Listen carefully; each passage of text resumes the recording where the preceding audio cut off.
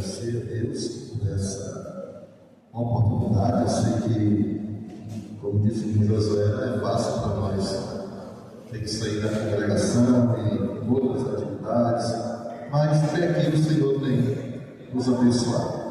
E é um prazer poder estar aqui com vocês, participando desse trabalho abençoado.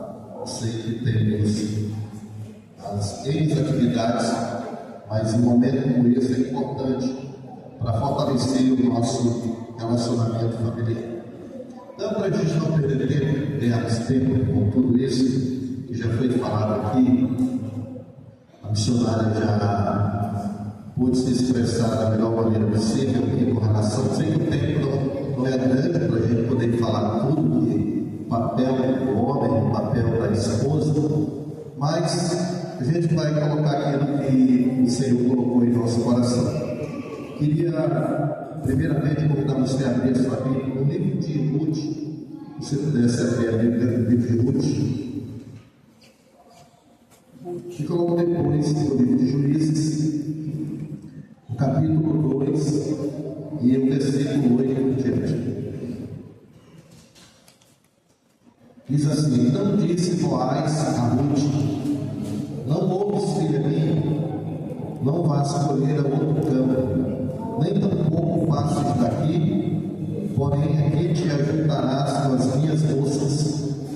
Os teus olhos estarão atentos no campo que cegarem, irás após elas, e não dê ordem aos moços que te não toquem.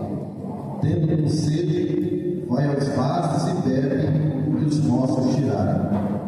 Então ela caiu sobre o seu rosto e se inclinou à terra e disse: porque achei graça em teus olhos, para que faças caso de mim, sendo eu um estrangeiro? Respondeu Boaz e disse: bem, se me contou quando fizeste a tua sogra, depois da morte de teu marido, deixaste o teu pai e a tua mãe e a terra onde nasceste, e vieste para o povo que antes não conhecestes. Amém?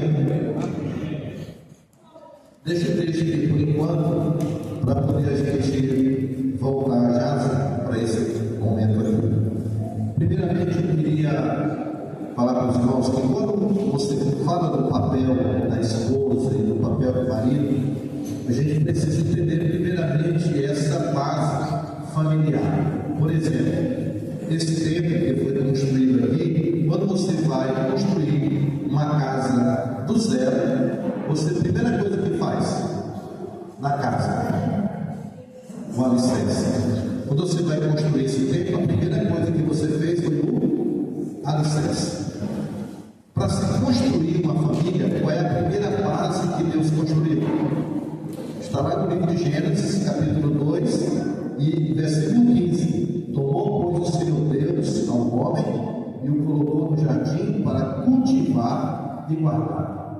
Então, na base familiar, na construção dessa base familiar, Deus colocou o homem como base, desde o princípio, mostrando para você biblicamente que essa base, ela começa no jardim. Quando Deus estabelece, quando Deus chama, quando Deus faz o homem, Ele coloca, dá um governo a esse homem. Ele já começa a estabelecer esse governo ao homem. Se você procurar lá no versículo de número 8, diz assim: falhei uma auxiliadora e também idônea. A Elisa já falou aqui sobre isso. No primeiro momento, ele coloca o homem, estabelece um local. Depois, Deus faz a mulher uma auxiliadora adequada ao governo desse homem. Observe a ordem. Primeiro, ele faz o homem. Depois, ele faz a mulher para que seja idônea. E diz assim: farei uma auxiliadora que ele seja idônea. A mulher aqui também serve como apoio, como cooperação, como já foi falado aqui.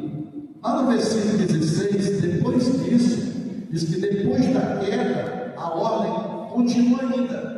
Mesmo com a queda do homem, desobedeceram a Deus, o versículo 8 e 16 diz assim: e se ele te governará. eu realizei um casamento, vários casamentos, mas eu, em particular, eu realizei praticamente todos os casamentos dos meus sobrinhos que casam, e eles me convidam, me dão uma honra para eu casá-los. E eu estive em Teresina, e fazendo um casamento, falando sobre esse Deus que governará, falando da submissão da mulher, e no meio daquele grupo ali, tinha aqueles universitários, tinha amigos universitários, que essa questão de submissão é antiquada, é quadrada. O negócio da mulher ser submissa ao marido, porque eu não entendo a verdadeira definição de submissão. Mas foi falado aqui. A mulher falar sobre submissão, a mulher está sob a missão do marido. Eu sempre faço um esclarecimento no casamento judaico. Por exemplo, quando a gente fala, hoje a gente casa, eu só caso porque eu amar de verdade. Assim, eu tenho que ter um sentimento por ela, tem que ter uma afeição para a pessoa para casar. Mas antes não.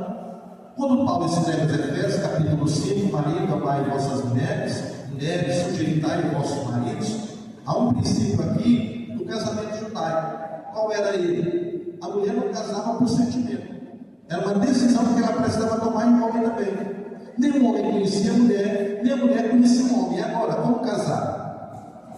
Como casar? O homem sempre conhecia a esposa sempre. Quem era? Eram os pais que escolhiam o casamento para o filho, eram os pais que iam em busca da filha para casar com o filho, e vice-versa. Depois eles iam à casa da noiva, chegando lá diante do outro, sem se tocarem, sem se verem completamente, ela se cobria, colocava um véu sobre o rosto, olhava somente os olhos. A partir do momento que faziam um compromisso entre eles, entre os pais, discutiam a questão dos dotes, depois de feito tudo isso, sabe o que ele fazia? Depois que acertava tudo, compromisso feito, aliança feita, aí o marido, aí o pai dizia para o filho, para aquela mulher: está vendo aquela moça? Ali é sua esposa, ame ela. Você agora vai ter que decidir. Por quê? Porque até então ele criou apenas uma expectativa, mas não sabia quem. Ele não sabe quem está de trás daquele véu, de trás daquele rosto. Mas ele disse agora que ela é tua esposa, ame ela. Aí os pais da moça olhavam para o marido que estava ali à frente e diziam para ele: ali agora é seu marido, se submeta a ele. Você está saindo debaixo da nossa jurisdição, você está saindo debaixo da nossa tutela, agora você tem que se submeter a ele. E se submeter a ele em obediência. Ele que vai agora cuidar de você, é ele que vai me proteger, é ele que vai me suprir, é ele que vai me prover todas as necessidades que eu e os seus pais faziam. Agora é responsabilidade dele, está sob a missão dele. Era isso que era submissão, era isso que era se submeter. Ele disse: agora o seu corpo pertence ao seu marido, e o marido também de igual forma. Então era por isso que Paulo, no escreve aos Efésios, capítulo 5, ele diz: marido, ame, é a recomendação de amar. Porque, irmãos, todo relacionamento que você pensa que um casamento está envolvido somente a emoção do casar, na hora que briga, discute, está se separando. Eu tenho enfrentado uma luta recente agora com alguns jovens casados que querem se separar simplesmente porque eu não sinto mais nada por ele. Como se o casamento fosse apenas uma emoção, um sentimento. E o casamento vai lá no meio da emoção e do sentimento, vai de um compromisso, vai de uma decisão que você tomou. Todo casamento agora, eu decidi agora, em todo casamento eu prego a mesma mensagem. Falo de aliança, falo de juramento, falo de compromisso, para entender que um juramento feito em nome de Deus, você não pode voltar atrás. Mas a gente está levando isso à tona e desfazendo com facilidade o relacionamento. Pronto, eu trouxe isso só para a memória, para mostrar para você. No princípio, Deus cria a base. Depois que Deus cria a base, Ele cria a esposa. Mesmo depois da queda, Ele permanece e Ele te governará. Não perdeu o governo a partir daí. Em Efésios capítulo 5, versículo 23, Deus dá ao marido o governo espiritual do lar. É isso que está escrito em Efésios. Porque o marido é o cabeça da mulher, como também Cristo é a cabeça da igreja. Ele faz o estabelecimento aqui. Cabeça é o líder responsável espiritual. E que governo é esse que ele dá espiritual? De amar, de servir, de proteger, de cuidar. Tudo isso são colocações. Aí quando você vê Paulo escrevendo aos Coríntios, capítulo 11, versículo 3, essa ordem do governo é estabelecida por Deus, quando ele diz assim: quero, porém, que saibais que Cristo é a cabeça de todo homem, e o homem cabeça da mulher, e Deus a cabeça de Cristo. Deus está dizendo que governa Cristo, Cristo governa o homem, e o homem governa o lar. Estou dando esse alicerce para dizer para você entender qual é o meu papel como homem, qual é o meu papel como marido, qual é o seu papel como esposo. E Paulo enfatiza isso no capítulo 3, versículo 4, versículo 5. Ele diz que o homem é responsável pelo governo do lar, quando ele diz assim: que governe bem a sua própria casa. E quando você vê, lá no último versículo, quero citar aqui, em Josué capítulo 24, versículo 15, que o homem assume o governo espiritual. De que forma? Quando ele disse: eu e a minha casa serviremos ao Senhor. Bem, essa é a base do governo da casa, essa é a base do governo espiritual do homem, essa é a base do papel do homem. Eu poderia ter aqui muitas palavras, deixa que a Elisa falasse primeiro.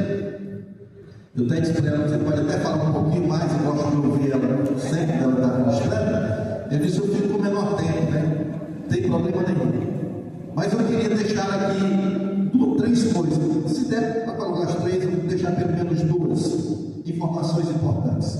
Eu peguei apenas comentários sobre o papel do marido, peguei referências de 3 homens de Deus, como Jaime que escreve sobre namoro, noivado e casamento.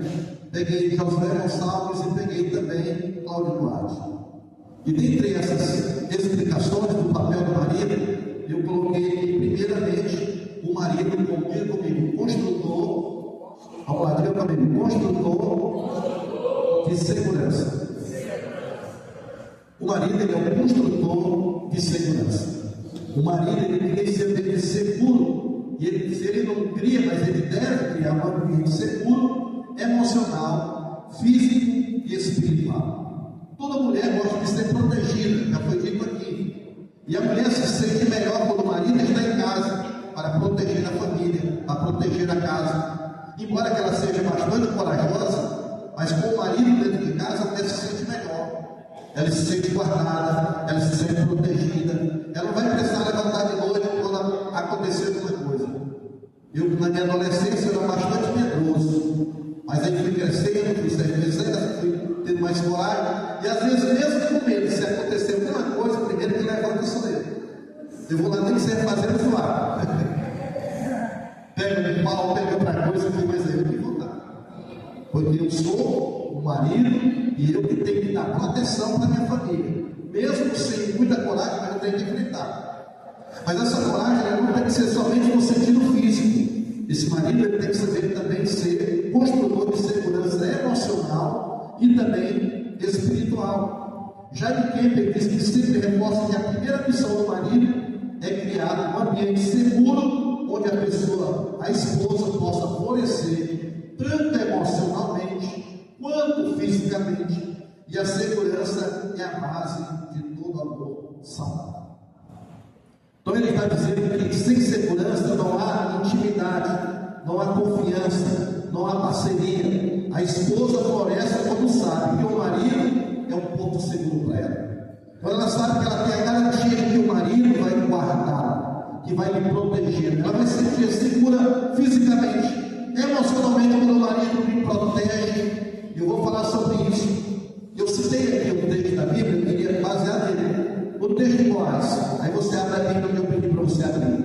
Lá no livro de Ruth, no capítulo eu vou colocar o Boaz aqui como exemplo, que é o marido que cria um ambiente seguro, emocional, físico e espiritual. Primeiro, capítulo 2, e o versículo 9, do capítulo 2 ao capítulo 4, o marido, Boaz aqui, todo mundo conhece a história dele, é o marido que deu segurança a Ruth.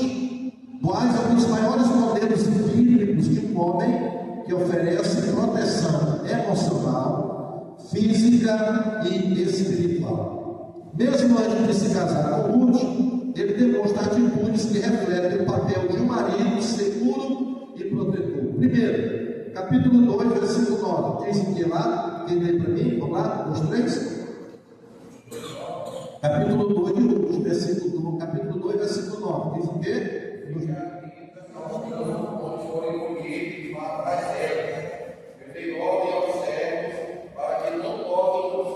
Pronto.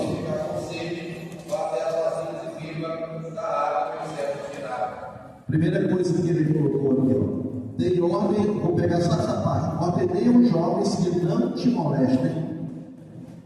Essa é uma das palavras que é uma segurança física que ele estava dando para ela. Mas ele sabia da vulnerabilidade de Ruth. Ela era uma estrangeira. E por ser uma estrangeira, talvez fosse menos respeitada. Mas como ela estava na sua terra, estava na sua lavoura, ele deu essa segurança física para ela. Ordenei aos jovens que não te molestem. Ela fala o seguinte: pode perceber a vulnerabilidade. Uma mulher estrangeira, ela é viúva, pobre, ainda mais vulnerável por isso. Além dela ser estrangeira, era viúva, tinha perdido seu marido e tinha acompanhado a sua sogra. Imediatamente e ao mesmo tempo pobre. Por quê? Porque na lavoura funcionava assim: os servos colhiam os frutos. Olha bem o que vai acontecer na lavoura. Ele colhia os frutos, e à medida que o que o estrangeiro e a viúva e o pobre comia? Ele comia dos grãos que caíam no chão, dos grãos que caíam no saco, no corpo daqueles que colhiam e daqueles que permaneciam em pé. Então, quando eles passavam a colheita, o que ficava aí por trás daquela grande colheita, e o grupo das viúvas, e o grupo dos estrangeiros, e o grupo dos pobres. Eles viviam da sobra do resto. E quando Boaz se apaixona por Ruth de primeira mão, ele pede para que seus trabalhadores, de propósito, deixem cair e deixem pendões em pés, para que ela pudesse fazer a grande colheita. Mas veja bem, eu quero tratar isso no texto. Ele dá ordem aos trabalhadores para não tocar nela. Ele cria um ambiente onde ela pode colher em paz. Garante que ninguém vai abusar, que ninguém vai intimidar, ou que ninguém vai ameaçar. Qual é o princípio para o marido? Proteger fisicamente significa criar um ambiente seguro, onde a esposa sabe que você está presente, que você está atento, que você está comprometido com o bem-estar dela. É por isso que quando nós casamos, a gente sempre diz assim: quem casa é casa. Quando o marido pensa em casar e pensa em fazer uma casa, a primeira coisa que vem à mente dele é proteger a família, guardar a família. Você não vai morar ao meio do tempo. As pessoas que moram debaixo da ponte, eu já vi isso acontecer, são vulneráveis. Pessoas que não têm segurança em casa também estão vulneráveis a serem estupradas, que é o exemplo de muitos. Mulheres que são estupradas, que são violadas, violentadas, mas o marido ele procura essa proteção. E Boaz é um exemplo de que, no princípio, para o marido, ele precisa aprender a proteger, a comprometido com o bem-estar dela, estar presente. Então é importante que faz parte da segurança que um homem promove a mulher, ele se chama segurança física. Em 1 Pedro, capítulo 3, versículo 7, diz assim, só um pouquinho de retorno, estou pagando também. Instrui os maridos a viverem com suas esposas com entendimento, honrando como vaso mais fraco.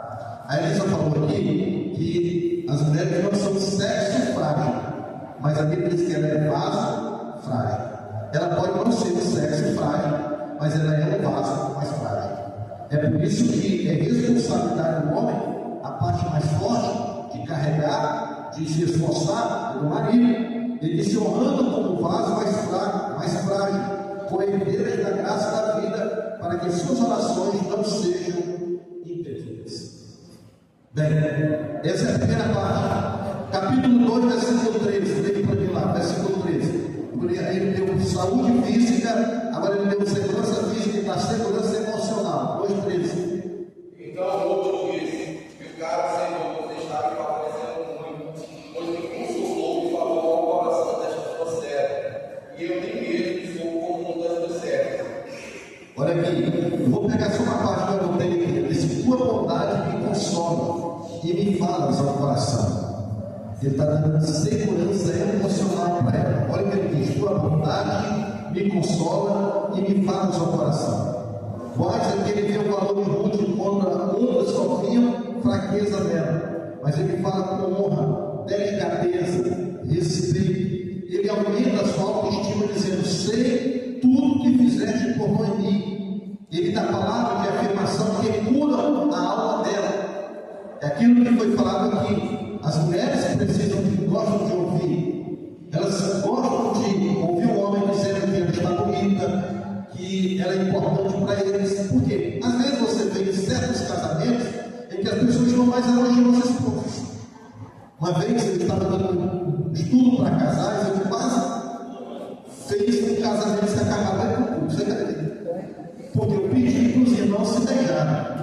E quando eu falei assim: beija a sua esposa, beija o seu marido, aí o irmãozinho lá foi querer beijar a esposa. Aí ela disse: faz muito tempo que ele me beija mais, agora tu só que o pastor mandou, tu vai querer me beijar. Aí na semana você levantou no culto e foi embora, deixou o marido dela, porque já não cultivava mais o sentimento, essas palavras carinhosas, já não disse mais. E aí ele pegou, saiu, depois do culto eu tive que ir atrás para poder comer ele de novo. Aí falando disso, eu encontrei outro também separado, esse já é de outra cidade. Esse só vivia brigando com a esposa, ele não tinha palavra de elogio. Quando ele queria reconciliar com ela, ele comprava um presente. Aí quando ele estava brigando com a esposa, ele me chamava, disse: fora dele, vinha ali dele, era 200 e mais 300 quilômetros. Chegava lá, nós comprávamos um presente, aí ele pediu para ajudar a escolher, escolheu o presente para a esposa dele, comprava um presente bom. E uma vez eu fui, ele comprou um relógio muito bonito, dourado, e ele tinha brigado com a esposa para se reconciliar. Aí quando eu cheguei, ele me acompanha, ele era no quarto deitado, zangado. Aí ele pegou assim, o certo pegou o relógio, embalado, ele disse: aí, jararaca, jogou em cima da cama para ti. E veio pedir perdão, ser retratado. E ele aprendeu assim: olha aí, jararaca. Será que ele fez uma reconciliação com ela? Não fez, né? Então, as quais ele dá segurança emocional para ela. Tua bondade me consola, me fala no seu coração. Então, são palavras que a gente precisa executar dentro de casa. Palavra de carinho, palavra de afeto. Aquilo que foi dito, minha esposa fala muito para mim, eu digo para ela, ela faz mal, ela fala mais do que eu. Eu sou mais calado, mas ela se expressa. Mas, vez por outra, eu surpreendo ela, né?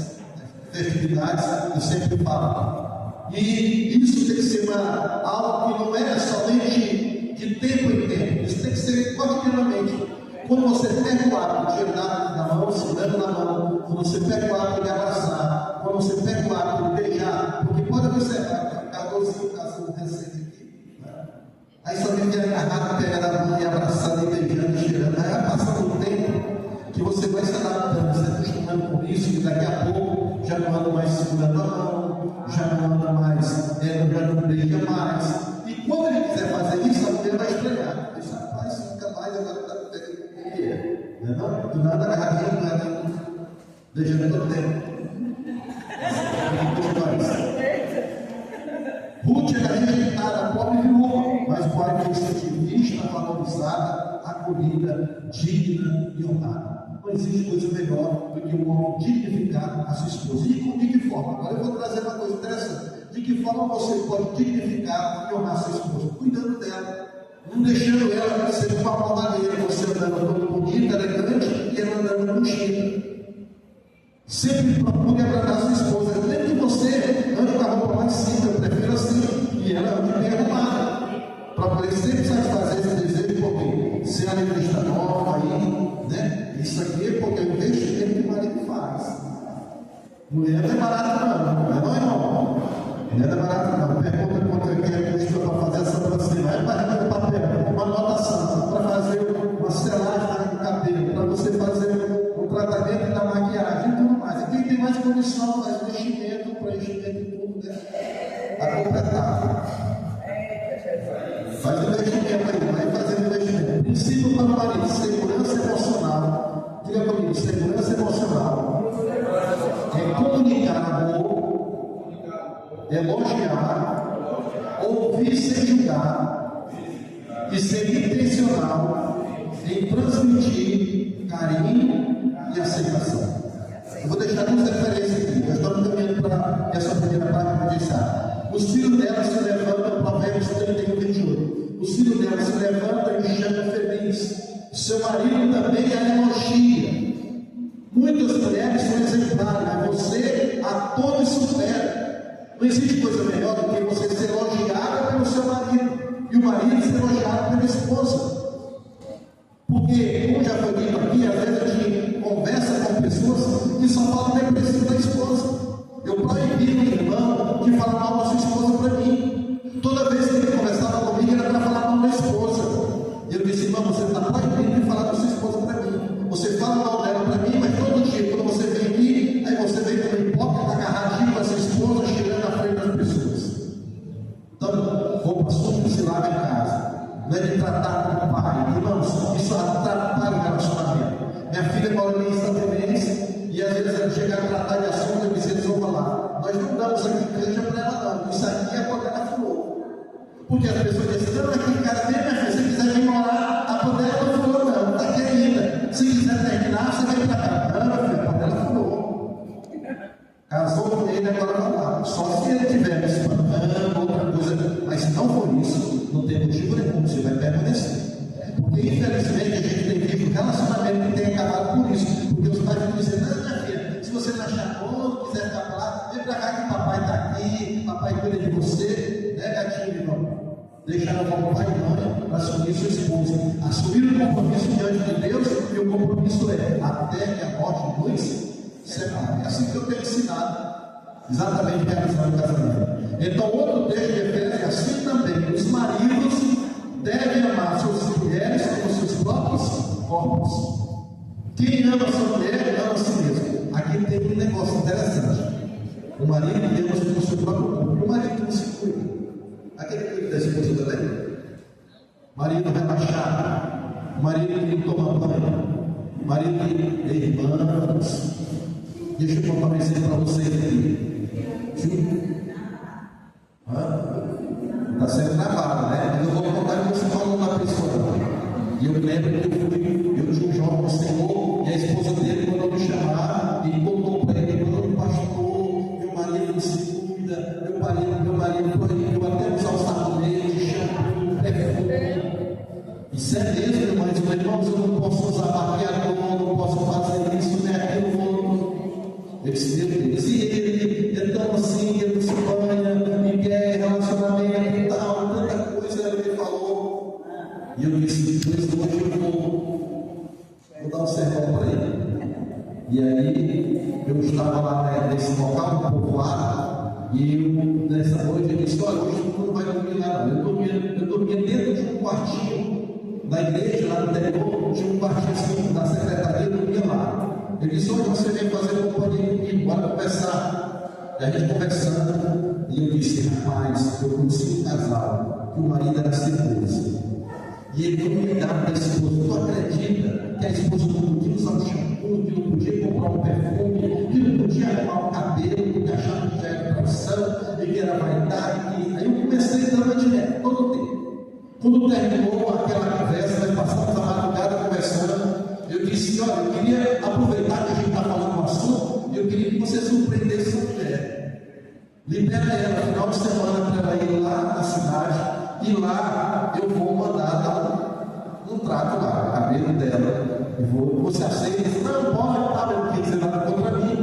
E eu falei com a Elisa: nós mandamos comprar, irmão, compramos perfume, compramos sabonete, mandei ajeitar o cabelo dela, mandei um banho de loja, mandei comprar uma peça íntima dele naquelas.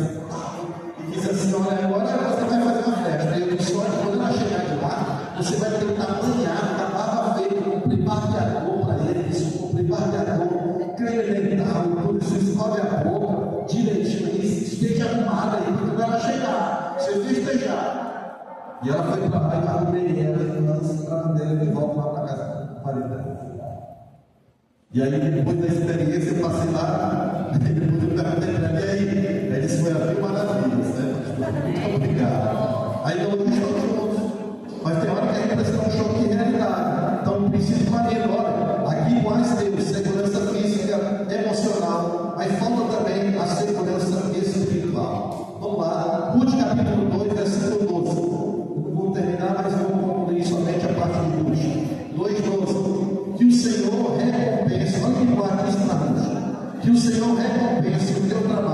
sob cujas asas vieste buscar refúgio. Boaz leva Ruth a confiar em Deus, declarando sobre ela a bênção, a oração, o propósito e o cuidado divino. Eu sei que nem todo casal aqui tem um marido, nem toda esposa tem um marido crente que pode lhe dar essa cobertura espiritual. Mas todo marido crente que está aqui e que é cristão, que é chamado por Deus, e tem o seu cônjuge, ele tem que dar essa cobertura espiritual, essa segurança espiritual para a esposa.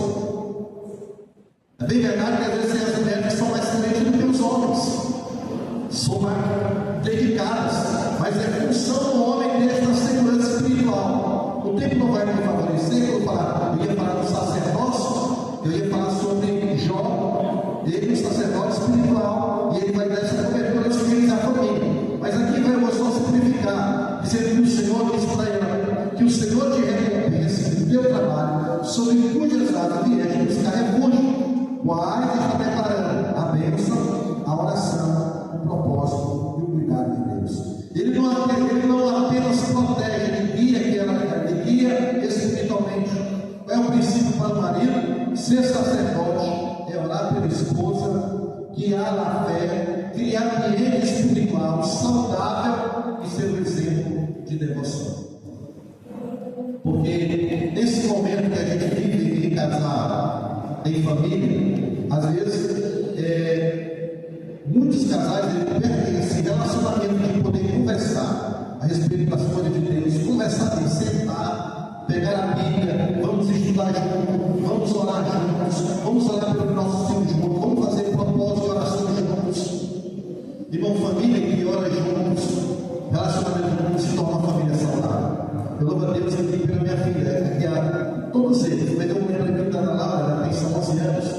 E às vezes quando ela não vem para o culto, por algum motivo, não tem condições de ir para o culto à noite com a gente, no domingo, e ela fica naquela cheia de pai, na hora que você chegar, você tem que fazer um culto comigo, eu fico com peso de consciência, eu não fui para a igreja, eu queria que você fizesse um culto comigo, eu faço só eu e ela, a gente canta, a gente ora juntos, e ela vai se sentir melhor. Isso é bom quando os filhos têm esse sentimento de que esse lado espiritual precisa ser preenchido.